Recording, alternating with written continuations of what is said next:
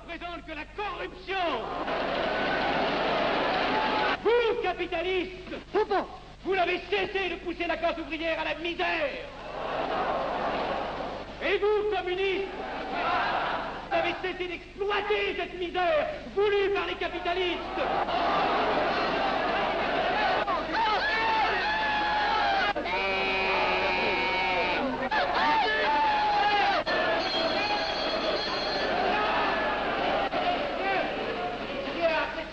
Et vous tous, parlementaires, désuets et périmés, n'insultez pas le parlementarisme.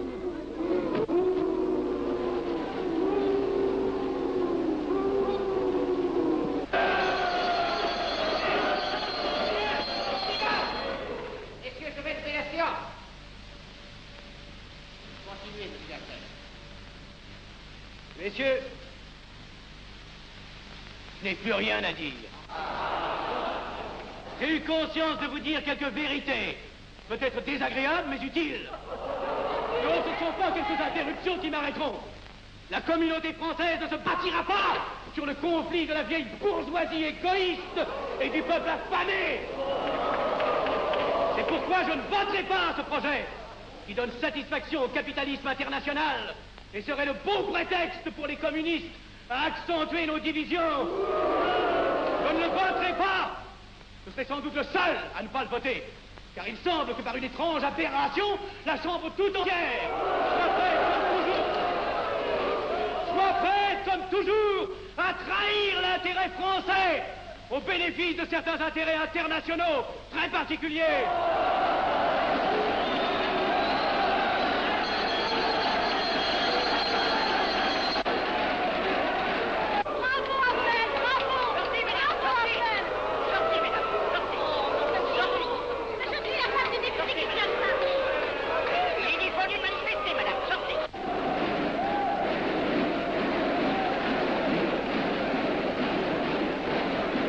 Il a du courage, ce petit Affnel.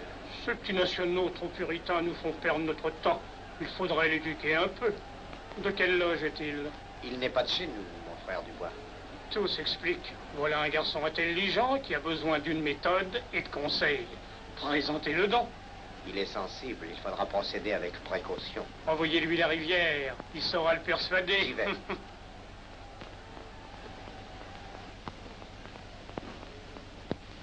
Mon cher vénérable, nous avons un service à vous demander. Enfin, dis donc, je vous suis tout dévoué. Le jeune Affnel qui vient de parler assez brillamment devrait subir les épreuves de l'initiation. La maçonnerie lui apporterait beaucoup et le disciplinerait. Ne croyez-vous pas? J'y pensais déjà. Nous allons nous en occuper activement. Alors, je suis brisé. Comment avez-vous trouvé mon discours? Excellent. Vous leur avez dit de fort bonnes vérités. Ouais, ça n'a pourtant servi à rien, ils ont voté le projet. Ça ne sert jamais à rien de dire la vérité.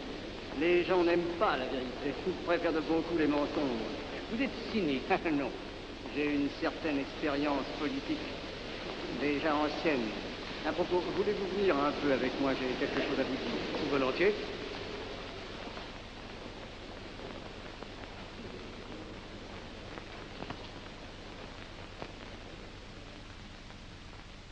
Oui, voyons, je voulais vous dire, si nous reprenions notre conversation sur la franc-maçonnerie, vous m'avez dit l'autre jour que vous étiez curieux de connaître cette association. Ah oui, on en dit tantôt du bien, tantôt du mal. Je vous avoue que je n'aime pas beaucoup les sociétés secrètes. Ah, pardon. La franc-maçonnerie n'est pas une société secrète. C'est une société discrète. Pourquoi éprouves-tu tant de répugnance à me voir entrer dans la franc-maçonnerie? Cette association me semble suspecte. Il ne doit y avoir que des arrivistes là-dedans. Non, voyons, sont peut-être aussi des braves gens animés d'un idéal sincère. Le texte qu'ils m'ont donné est rempli de bonnes idées. Tu me diras que ça n'est qu'un programme affiché à l'entrée. Mais il me paraît loyal. Tu es un honnête homme, mon chéri. Mais tu as un grand défaut. Ah, et lequel? Tu ne vois jamais le mal. Tu imagines que les autres sont bons comme toi-même. C'est pourquoi tu as toujours des déceptions. N'importe, je suis décidé à tenter cette expérience. Alors fais-la. Je souhaite me tromper. Quand vas-tu te présenter chez ces gens? Mercredi. Déjà.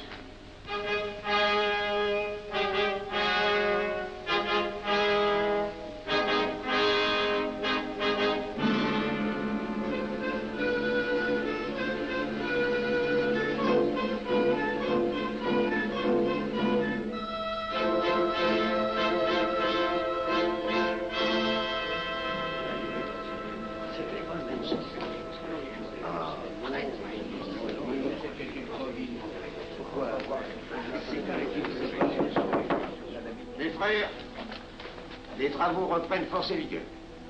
La tenue du comité a voté l'interrogatoire du profane Avnet.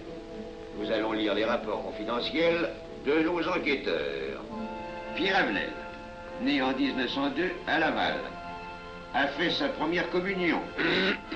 Oh, mon frère, je vous en prie. Mais déclare ne pas pratiquer régulièrement. A même cessé de fréquenter l'église. Très bien.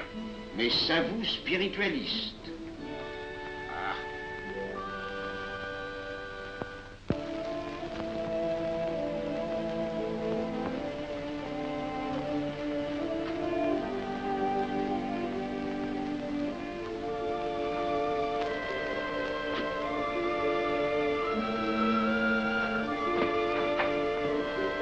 Monsieur, voulez-vous me citer? Permettez-moi de vous barrer les genoux.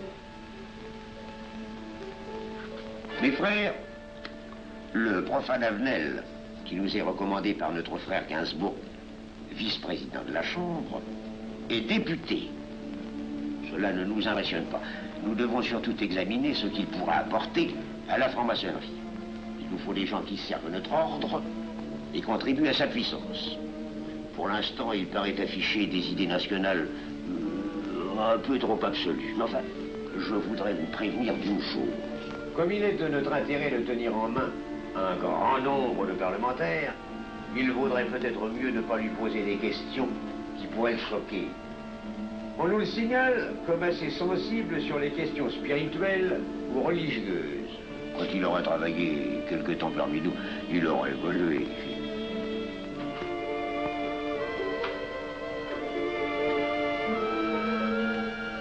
Et voilà, le silence le plus absolu, mes frères.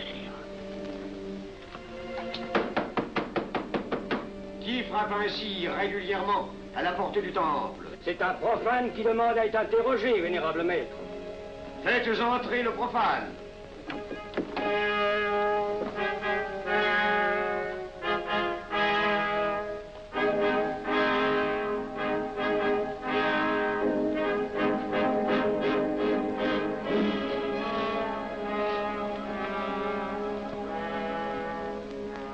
Monsieur, vous avez déclaré vouloir faire partie de la franc-maçonnerie. Mais nous désirons savoir qui vous êtes. Nous allons donc vous interroger sur vos sentiments, vos croyances, vos idées politiques. Répondez-nous sans vous troubler, mais en nous disant la plus stricte vérité. Consentez-vous à cet interrogatoire? J'y consens. Monsieur, croyez-vous en Dieu? Et pourquoi? Vous semblez être déçu par ce premier contact avec la maçonnerie. Mais l'interrogatoire est assez pénible. J'ai dû paraître ridicule. Vous vous trompez. D'autres qui sont passés avant vous ont moins bien répondu. Vous avez été reçu avec une majorité convenable, 16 voix contre 10. Comment, j'ai eu 10 voix contre moi? Non, non. 2 seulement. 2. Mais les voix d'opposition comptent pour 5. Ah, un opposant de plus, et vous étiez blackboulé. La maçonnerie est difficile sur le choix de ses candidats. Pas assez, mon cher, pas assez. Je dois même vous avertir que lorsque vous serez en loge, vous serez déçu. Le milieu maçonnique est épouvantablement médiocre. Vous verrez que vous lui apporterez plus que vous ne recevrez. Mais ces rites dont vous m'avez parlé, ces initiations mystérieuses... De bêtises. Il y en a qui y attachent un certain sens symbolique. La plupart des maçons ritent eux-mêmes de ces vieilles pratiques désuètes. Seulement, le jour de votre initiation, tenez-vous bien, les épreuves de la cérémonie ne sont pas commodes.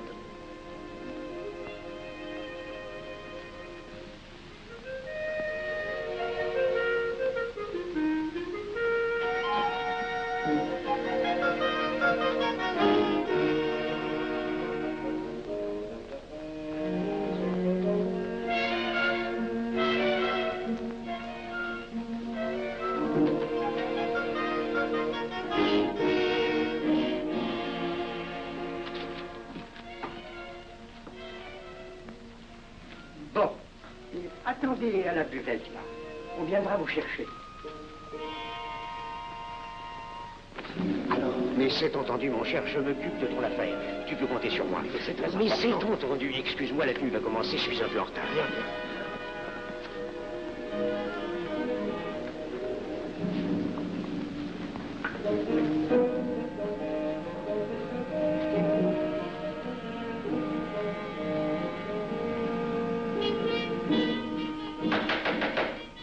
Prenez place, mes frères, nous allons ouvrir les travaux.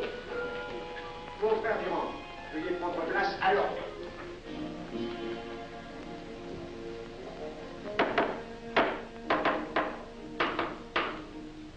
Frère premier surveillant, êtes-vous franc-maçon? Mes frères me reconnaissent comme tel, vénérable maître. Frère second surveillant, quel âge avez-vous? 3 ans, vénérable maître. Frère premier surveillant, quel est le premier devoir d'un surveillant en loge? Vénérable maître, c'est de s'assurer que le temple est couvert.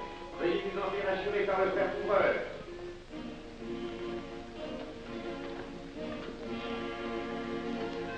Le temple est couvert, vénérable maître. Frère second surveillant, quel est le second devoir des surveillants en loge? Vénérable maître, c'est de s'assurer que tous les frères présents sont membres réguliers de la loge ou visiteurs connus. Debout, et alors, mes frères. Frère premier et second surveillant, assurez-vous que tous les frères rangés devant vos colonnes sont membres réguliers de la loge ou visiteurs connus.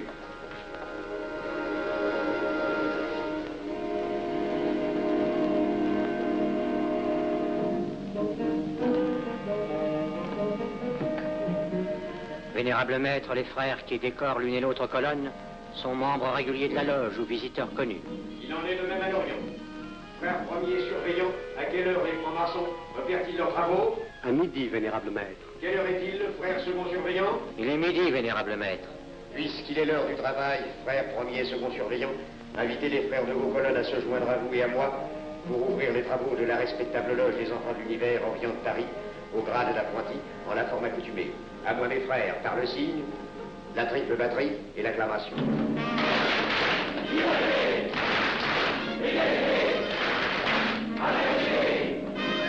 Prenez place, mes frères, les travaux sont ouverts.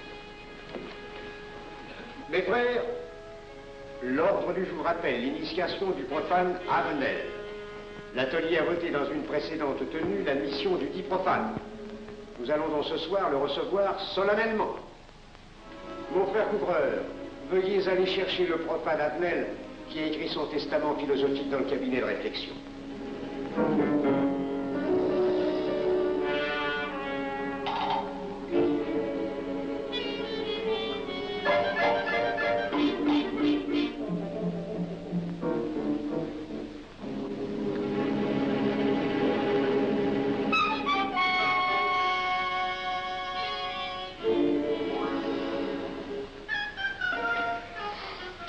Pas rigolo leur truc. Monsieur, veuillez me suivre.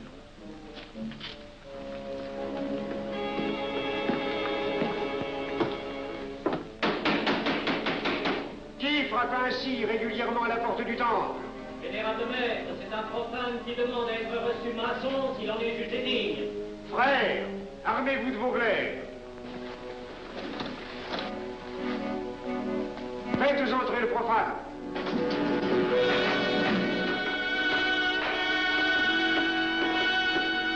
Laissez-vous, monsieur.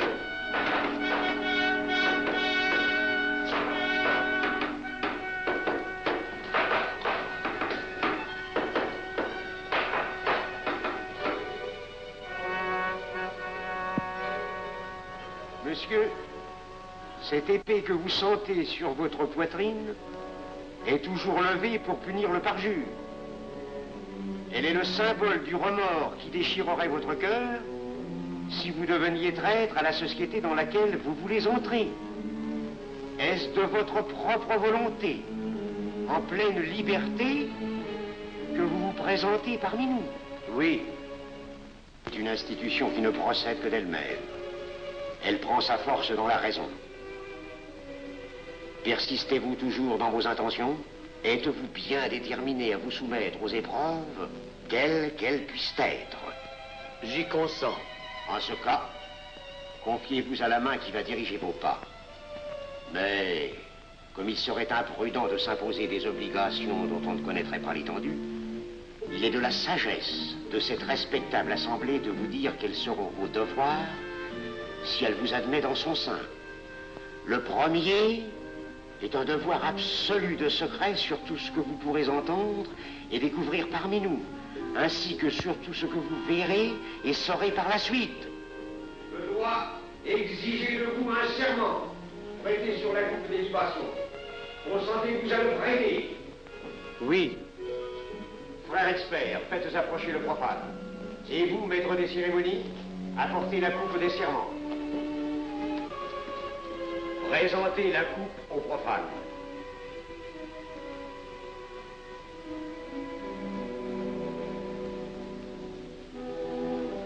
Prononcez avec moi le serment. Je m'engage sur l'honneur, au silence le plus absolu, sur tous les genres d'épreuves qu'on pourra me faire subir. Je m'y engage.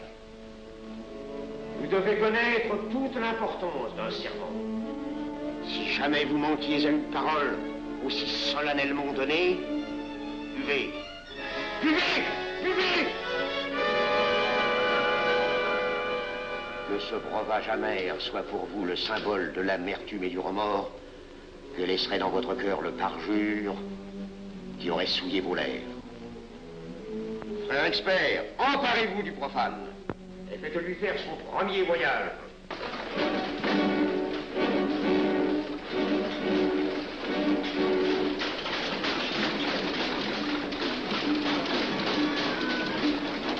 Voilà, c'est un profane qui demande à être reçu maçon. Comment ose-t-il l'espérer? C'est qu'il est libre et de bonne mœurs. Puisqu'il en est ainsi, qu'il passe.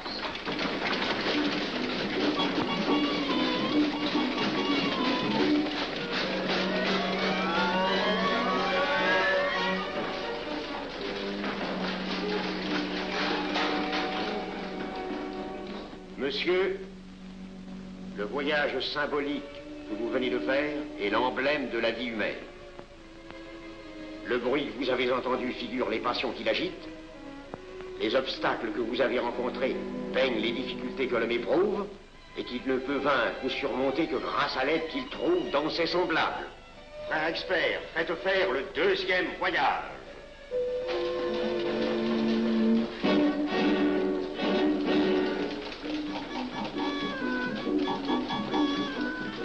Qui va là?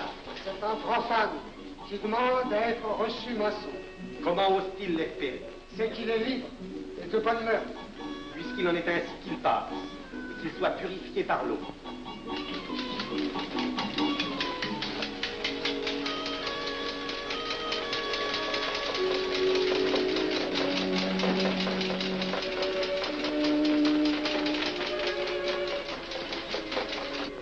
Monsieur, nous avons procédé à l'épreuve de l'eau qui représente l'épuration de votre esprit naissant à la vie maçonnique. Votre cœur doit être limpide comme l'eau pure. Frère expert, faites faire le troisième voyage.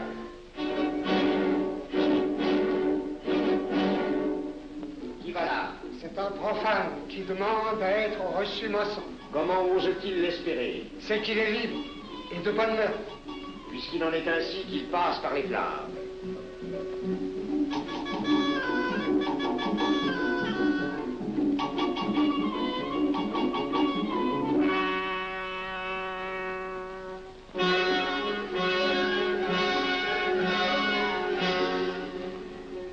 Monsieur, les flammes dont vous avez été environné ont achevé vos épreuves. L'ordre maçonnique dans lequel vous demandez à être admis pourra peut-être un jour exiger que vous versiez jusqu'à la dernière goutte de votre sang pour sa défense et celle de vos frères. Je vais maintenant vous faire prêter serment à la franc-maçonnerie. Frère expert, amenez le profane à l'autel. Mes frères, debout, à l'ordre et glaive aux mains.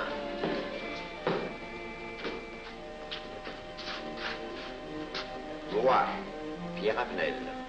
Moi, Pierre Avenel. De ma propre et libre volonté. De ma propre et libre volonté. En présence de cette respectable assemblée de maçons. En présence de cette respectable assemblée de maçons. Je jure et promets solennellement.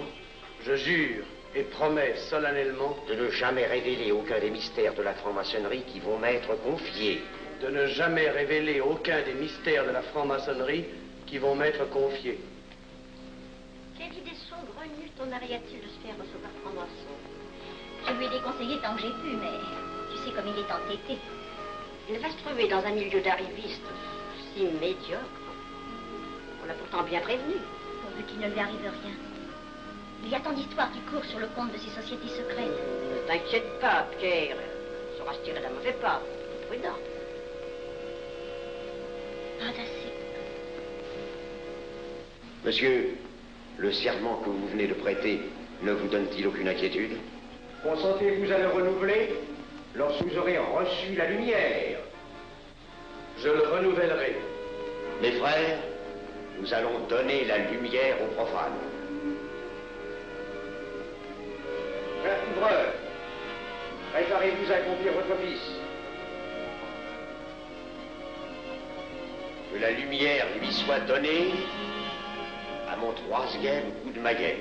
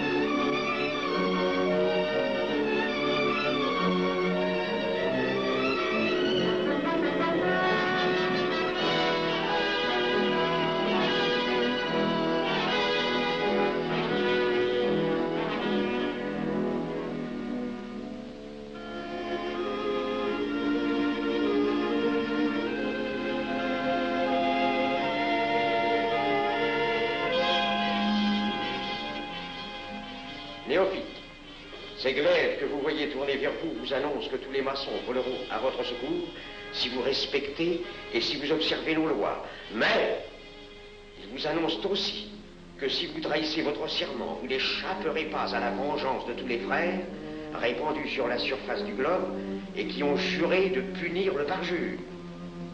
Le jurez-vous, mes frères? Nous le jurons.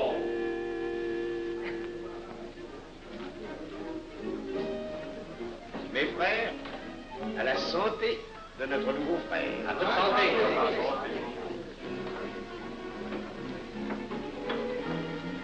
Mon très cher frère, qu'est-ce que vous pensez de cette soirée?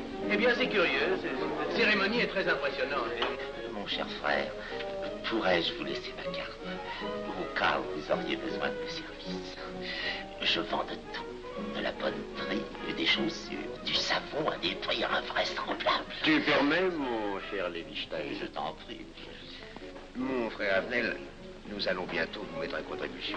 Oui, un de nos amis de notre loge voudrait un bureau de tabac. Le Grand Orient est submergé de demandes en ce moment. Avec vous, ça ira peut-être un peu plus vite. Volontiers. Je vous remercie. Ah, dans quelque temps, je vous parlerai aussi d'une autre affaire. Depuis plusieurs années, j'ai droit à la Légion d'honneur. Je ne m'en suis jamais occupé, je n'ai pas voulu déranger nos amis pour ça. On leur demande déjà tellement de choses, n'est-ce pas? Vous m'aiderez? À votre service. Merci beaucoup. Alors, au revoir. Ah non, pas comme ça. Voyez-vous, des petits coups secs avec le pouce, là, comme ça. Pam, pam, pam. Essayez. Pam, pam, pam. Et ben voilà. Avec ce signal-là, on ouvre toutes les portes.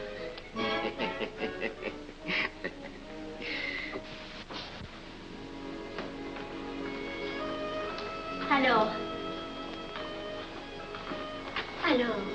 content? Bon. Tu as l'air contrarié. Oh non. Déjà déçu? Pas encore. Tu me raconteras la séance. Ah, j'ai juré de ne rien dire. Même à moi? Écoute, c'était pas ridicule. C'était étrange.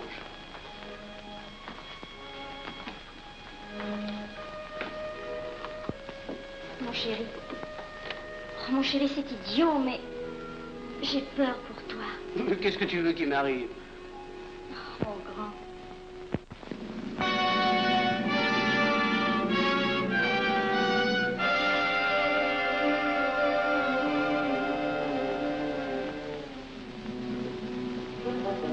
Mon très cher frère Avenel, vous êtes député. J'ai un service à vous demander. Tous les détails sur la philosophie. Mon très cher frère, si vous pouviez m'obtenir cette place, vous me feriez plaisir. Mon cher, donnez donc un coup de téléphone au préfet, qu'il m'ôte cette contravention. Demandez la liberté, le scandale fascinateur. Mon très cher frère Avenel, j'ai besoin d'un bon témoin de moralité dans un procès. C'est un de nos frères qui passe en correctionnel. Il est bien un peu coupable, mais avec un peu d'appui. Et pour manifester cette solidarité maçonnique, je suis sûr que vous voudrez bien vivre. L'arrestation du banquier Charles Lévy. Le crime des banques coopératives. Un nouveau scandale financier. Il faut l'exclure, c'est une fripouille. Oui, évidemment, c'est une fripouille, mais puisque personne ne le sait, nous pouvons le garder parmi nous. Non! Mais je comprends très bien vos réactions, mon cher Avenel. Mais tenez, je vais vous citer un exemple. J'ai vécu pendant 20 ans en maçonnerie avec un frère que je considérais comme un escroc. Ben, je n'ai rien dit, parce que c'était un excellent maçon. Nous ne sommes pas du même avis.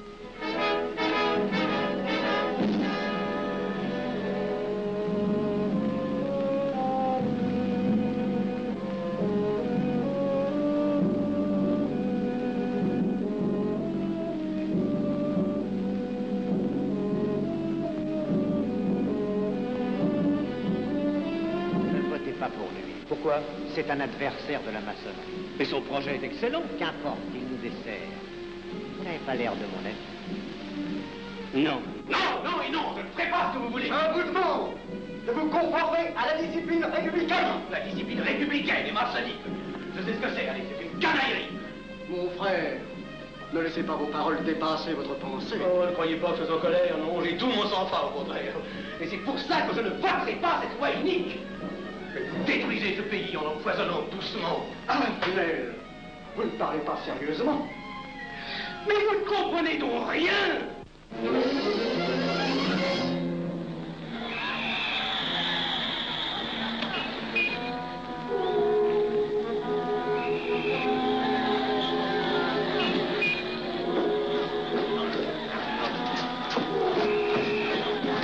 Que se passe-t-il? Regardez. Mais calmez-vous, mon vieux. Ce n'est rien. Rien.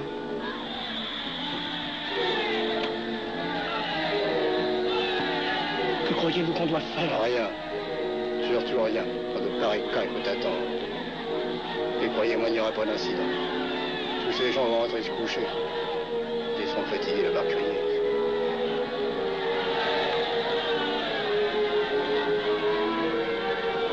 Qu'en pensez-vous, Avenel? Je voudrais être avec eux, place de la Concorde. Vous ne parlez pas sérieusement? J'ai pas envie de rire.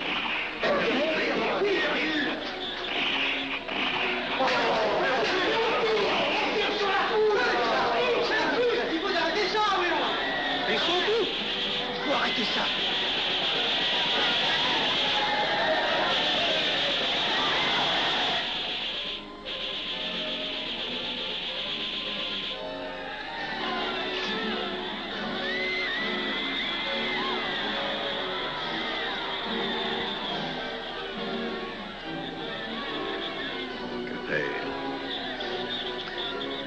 Trop tard.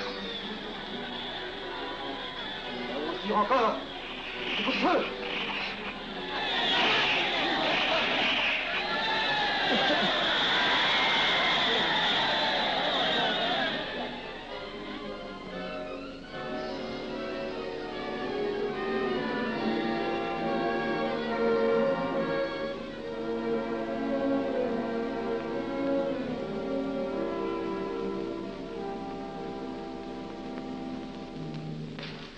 Messieurs, nous avons établi définitivement la liste des membres de la commission d'enquête. Tout le monde est bien d'accord pour la soumettre au vote de la Chambre. Pas d'objection? Le projet est accepté à l'unanimité. La séance est levée.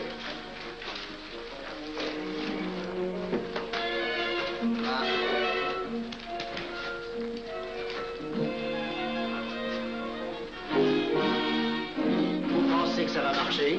Je ne prévois pas d'opposition. Si cela est ainsi, nous risquons de nous en tirer. Je le crois sincèrement. Nos frères députés nous attendent dans un salon voisin. Ils sont impatients de vous entendre. Bah, allons-y. Avenel. À propos, cher ami, je vous ai mis d'office dans la commission d'enquête. Moi, pourquoi? C'est indispensable. J'ai besoin de vous. Venez avec nous. Vos amis nous attendent.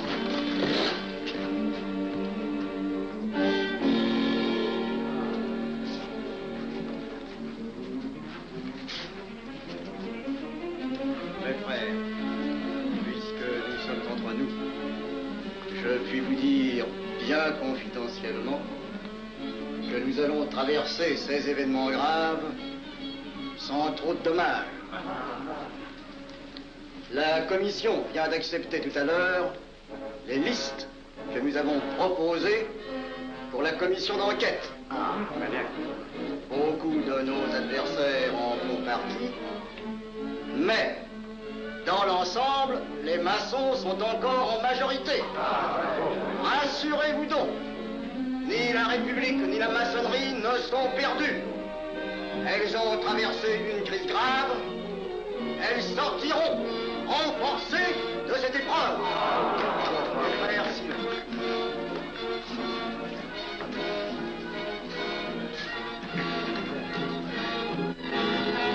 Demandez l'anti-Marchon, le scandale de la commission d'enquête. Demandez l'anti-Marchon, le scandale de la commission d'enquête.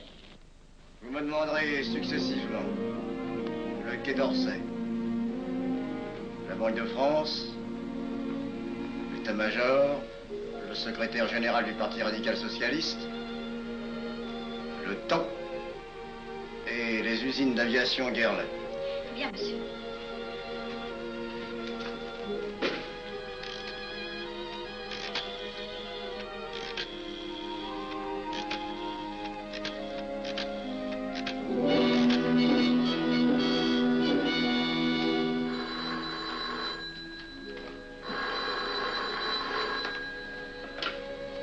Allô, le chef de cabinet du ministre. Allô? Mais oui, passez-le moi. Lui-même, à vos ordres, mon très cher ami. Je ne peux rien vous dire par téléphone. Il pleut. Vous me comprenez?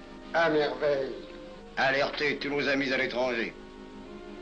Qu'en aucun cas, on ne parle de nous. Silence. Compris. Allô, ici Général Maisonnat. À vos ordres, mon cher Larivière. Je compte sur vous, mon cher général, pour que l'armée ne varie pas politiquement. Elle doit rester divisée, avant tout.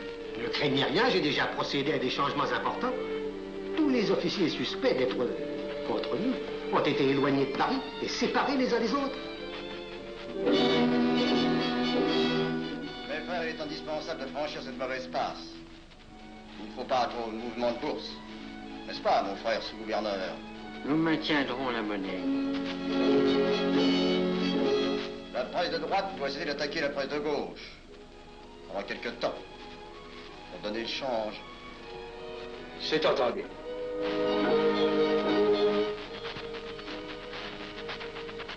Les partis de gauche doivent faire entente avec ceux du centre. Et ceux de l'extrême gauche. De la sorte, nous contrôlons le peuple. Bloc populaire. Mieux. Front populaire. Bien. Quant à vous, mon cher Garlet, j'ai reçu ce matin une communication de l'étranger. On nous demande d'envoyer immédiatement du matériel d'aviation en Espagne. Moyennant quoi nous aurons tous les appuis politiques nécessaires. Oui, mais nous prototypes. Surtout nos prototypes. Ne croyez-vous pas que ce serait dangereux pour notre défense nationale? Faites ce que je vous dis.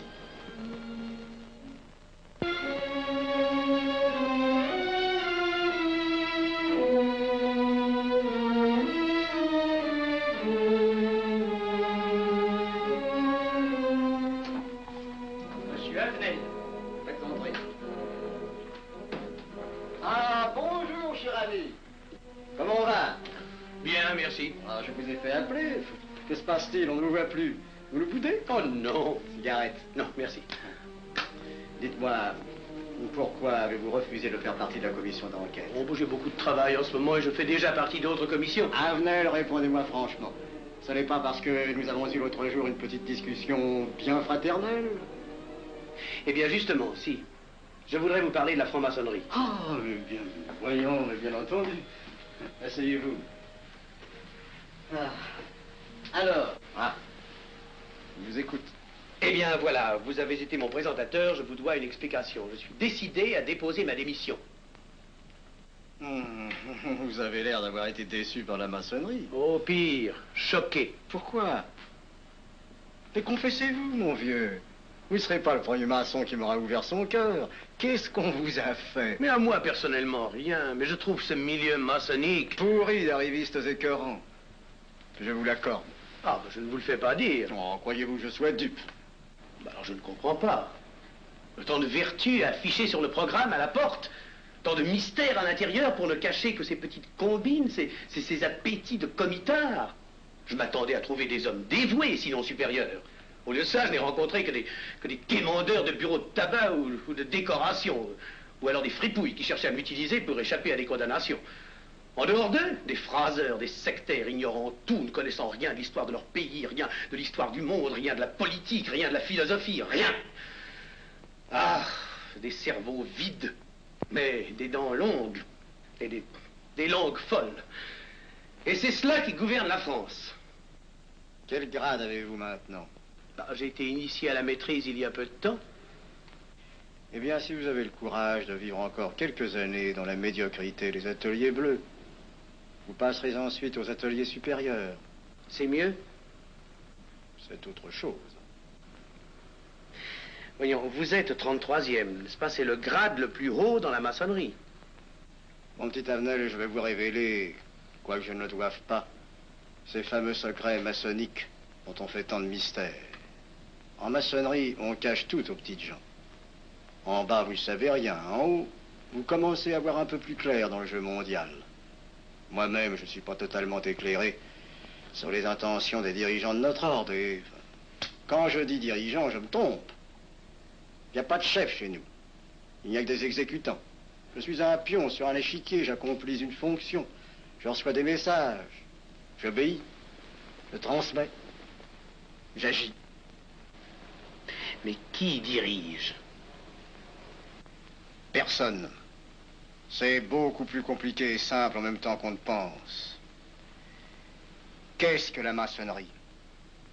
Des groupes d'hommes qui se sont réunis aux quatre coins de l'univers pour enserrer le monde dans un réseau aux mailles infranchissables. Nous sommes 50 000 en France, 500 000 en Angleterre, 3 millions en Amérique, c'est peu. Mais c'est énorme, parce que nous formons un bloc uni d'une seule volonté. Nous rayonnons partout, nous commandons partout. Ici, 300 parlementaires sont francs-maçons. En Angleterre, le roi fait partie de notre ordre. Aux États-Unis, le président est 32e. Il n'y a pas un pays où nous n'ayons nos appuis secrets, nos hommes, nos banques, nos groupes dévoués. Et ceci n'est rien. Je ne vous montre là de la maçonnerie que la puissance physique. Il y a peut-être autre chose. Mais quoi? Une doctrine supérieure. Une antique expérience des forces du monde qui nous permet de pousser les peuples tantôt vers la vie, tantôt vers la mort, quand il le faut. La mort? Je croyais la maçonnerie attachée à la paix. À une certaine paix. Notre paix. Sinon,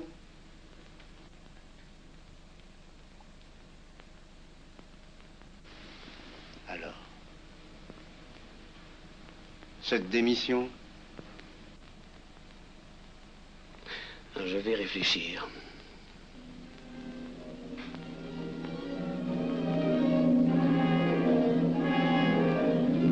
Alors, il n'y a qu'une solution, la guerre.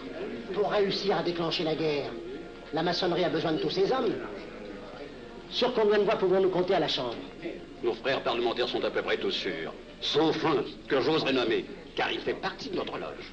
Qui donc? Avenel. Il tient des propos contre le Grand Orient et qui l'accuse de vouloir déclarer la guerre à l'Europe. Je n'ai jamais eu confiance en ce type-là. C'est une faute de l'avoir laissé entrer ici. Nous pouvons encore leur amener de meilleurs sentiments. Doute que vous réussissiez. Qui sait? Nous avons peut-être les moyens pour ça.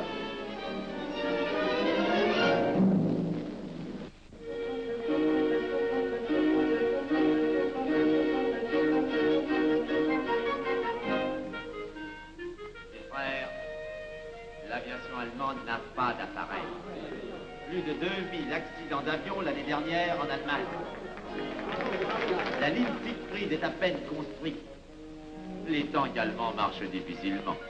Un détail entre autres qui m'a été rapporté par un de nos frères. Quand leurs tanks sont entrés à Vienne, on s'est aperçu que certains d'entre eux étaient en carton et montés sur des hautes bicyclettes. Croyez-moi, mes frères, il nous serait facile d'abattre le national-socialisme dont les exigences sans cesse accrues deviennent intolérables. Et libérer ainsi nos frères réduisent à l'esclavage. Jamais nous n'avons été plus près. En 15 jours, nous réglerions le sort de l'Allemagne. Notre loi régirait l'Europe définitivement. Notre victoire est sûre. C'est faux. C'est faux. Silence. Ce que dit cet homme est faux. Mon frère, je vous rappelle alors, vous n'avez pas la parole. Je le sais. Je suis député et membre de la commission de la défense nationale. Je ne peux pas laisser se prolonger un discours aussi manifestement erroné. L'appréciation de monsieur... De notre frère, Liechtenstein. Oui, si vous voulez. Sur l'état de l'armée que possède l'Allemagne sont des mensonges. Et ajouter foi serait de la stupidité. Mais pourquoi vouloir une guerre entre l'Allemagne et la France? Mon frère, vous n'avez pas la parole. Peu m'importe. Mais je tiens à dire qu'aucun motif réel de conflit ne peut être invoqué. Vous le direz tout à l'heure, après l'exposé de notre frère. Non, je la dirai immédiatement, avant d'entendre des stupidités bellicistes. Mais vous tous, maçons, vous poussez à la guerre.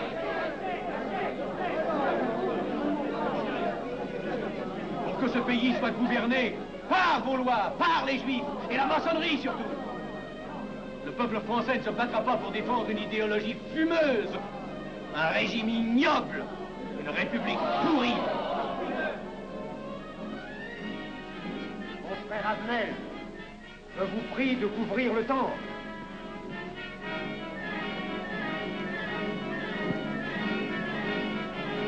Vous êtes tous des menteurs et des faussaires. Tout chez vous n'est qu'une sinistre comédie.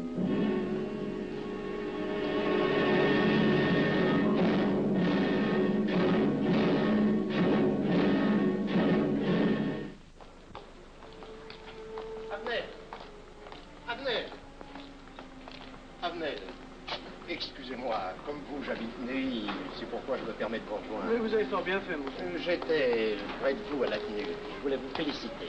Oh, merci. Vous avez très bien fait de leur crier des vérités. Ce sont des fous. Malheureusement, il est impossible de leur faire entendre raison. Les événements sont pourtant indiscutables. Oui, oui. Dites-moi, j'ai des documents confidentiels sur l'action actuelle de la maçonnerie qui peut-être vous intéresseraient. Des documents? Oui, oui, des documents. Vous êtes député, il serait utile et urgent que je vous les communique. Mais je crois bien, où sont-ils? Chez moi, pas très loin d'ici. Si vous avez quelques minutes. Oui, volontiers, allons.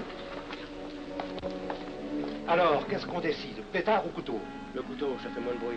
Attention, le voilà.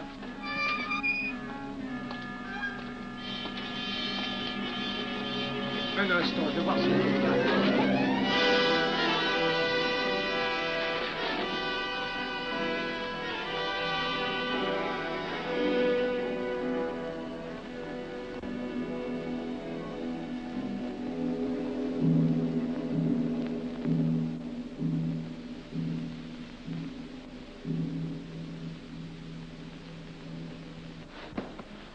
Ne t'inquiète pas, mon chéri. Tu guériras vite. Le docteur a dit maintenant que tu étais sauvé, à condition d'être sage.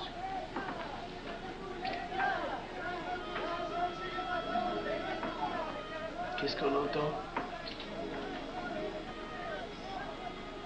C'est la mobilisation générale, mon chéri. Quoi, la mobilisation? Ne t'agite pas, je t'en supplie. Je n'aurais pas dû te le dire, mon Dieu.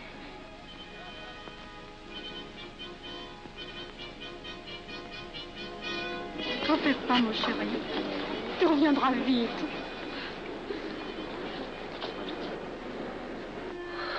Les brutes. Ils sont arrivés. Ils ont réussi à déclencher leur guerre. Oh, ne bouge pas. Tes plaies sont à peine fermées. Si j'étais pas tombé sous les coups de ces criminels, j'aurais peut-être pu arrêter ça. Mais non, tu n'aurais rien pu empêcher, mon chéri. Ces hommes sont plus forts que toi. Ils ne t'auraient pas manqué.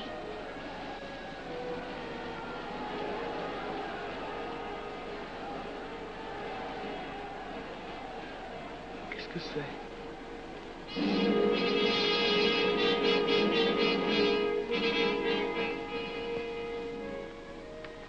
Les malheureux. S'ils savaient ce que je sais.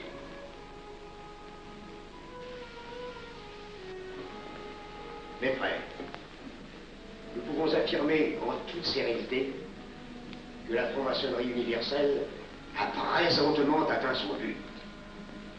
Cette guerre qui est la nôtre est déclarée. Elle doit aboutir au triomphe de notre ordre. Il importe que le monde soit définitivement gouverné selon nos méthodes et par nos idées. Debout et alors. Frère premier surveillant, à quelle heure ferme-t-on les travaux? À minuit, vénérable maître. Quelle heure est-il, frère second surveillant? Minuit, vénérable maître. Puisqu'il est minuit et que nous avons accompli notre œuvre, je déclare les travaux clos à mon coup de maillet. Retirons-nous en paix, mes frères, sous la loi du silence.